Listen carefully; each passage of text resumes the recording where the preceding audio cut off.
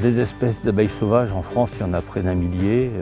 Les abeilles que vous voyez là derrière moi, par contre, les cornutas, c'est une variété spéciale d'osmie. Des osmies, il y en a une quarantaine de variétés en France. Et l'Osmia cornuta, elle travaille essentiellement sur les fleurs de rosacée.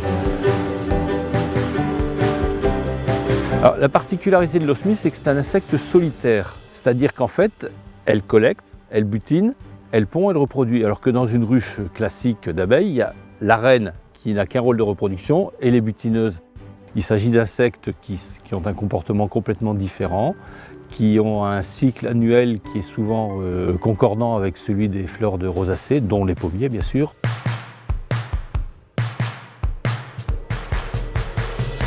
Les osmies donc, sont des effectifs plus réduits que les abeilles domestiques, mais elles ont l'avantage d'avoir un vol plus rapide, donc visiter dans la journée plus de fleurs.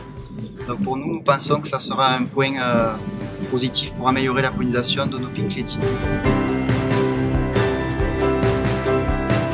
Donc dans nos vergers, nous avons implanté des haies de biodiversité. Donc nous trouvons facilement des osmies dans ces haies tout au long de l'année, mais aussi dans des haies de cyprès brise-vent ou dans des troncs d'arbres, et enfin dans les nichoirs à osmies que nous avons installés dans notre verger.